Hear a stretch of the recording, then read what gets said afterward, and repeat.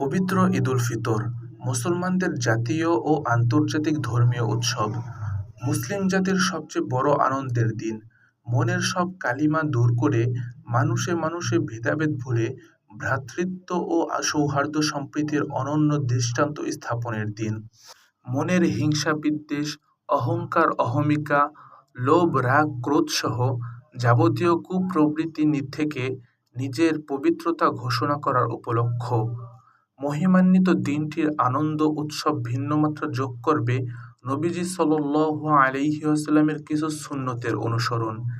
ঈদের দিনের আমল: গোসল ও পবিত্রতা অর্জন করা। ঈদের নামাজের জন্য গোসল করা ও মিসওয়াক করা সুন্নাত। আব্দুল্লাহ ইবনে আব্বাস রাদিয়াল্লাহু তাআলা আনহু বলেন, নবী করিম সাল্লাল্লাহু আলাইহি ওয়াসাল্লাম ঈদুল ফিতর ও আজহার দিন গোসল করতেন।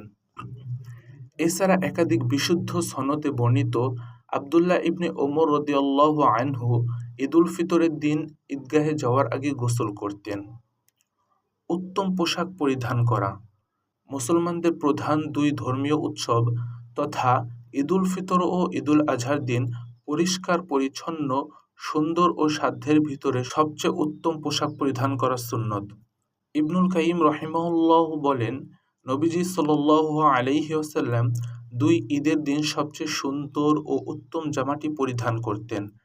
তার একটা বিশেষ পোশাক ছিল যা তিনি দুই ঈদে ও জুমায় পরিধান করতেন।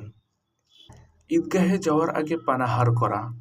ঈদুল ফিতরের দিন ঈদগাহে যাওয়ার আগে সামান্য কিছু পানাহার করা সুন্নাত।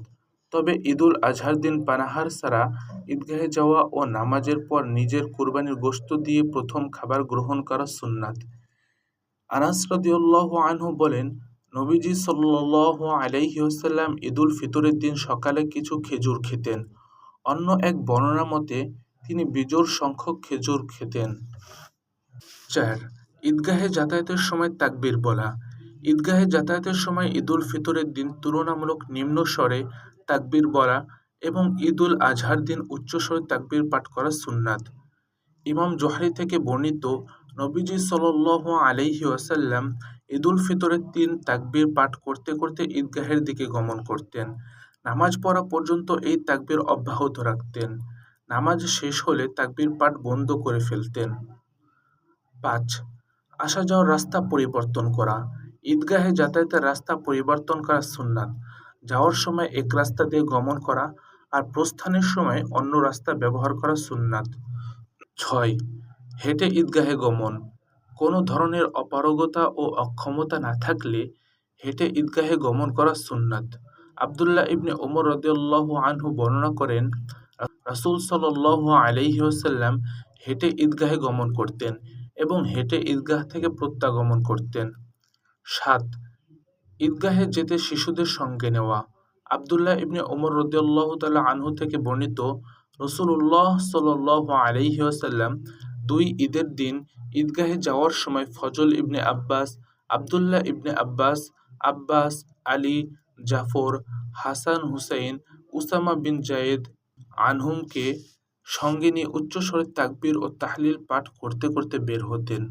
অতঃপর তিনি কামারদের রাস্তা দিয়ে ঈদগাহে উপস্থিত হতেন এবং প্রত্যাবর্তনের সময় মসজিদের রাস্তা দিয়ে ঘরে আসতেন। 8. ঈদের শুভেচ্ছা বিনিময় করা। ঈদের দিন একে অপরের সঙ্গে সাক্ষাৎ হলে শুভেচ্ছা বিনিময় করা সুন্নাত।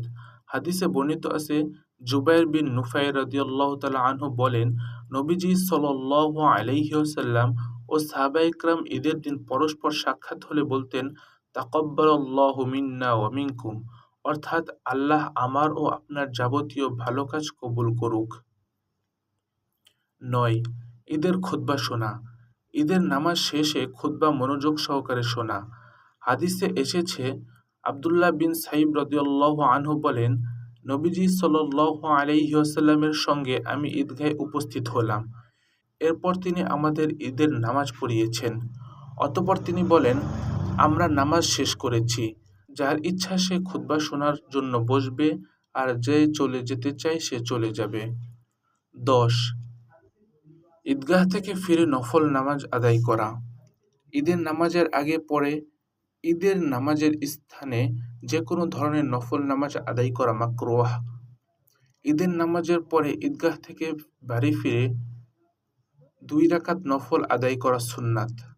আবু সাঈদ খুদরি রাদিয়াল্লাহু আনহু বলেন, নবী করিম সাল্লাল্লাহু আলাইহি ওয়াসাল্লাম ঈদের নামাজের আগে কোনো নামাজ পড়তেন না, তবে নামাজের পর ঘরে ফিরে 2 রাকাত নামাজ আদায় করতেন।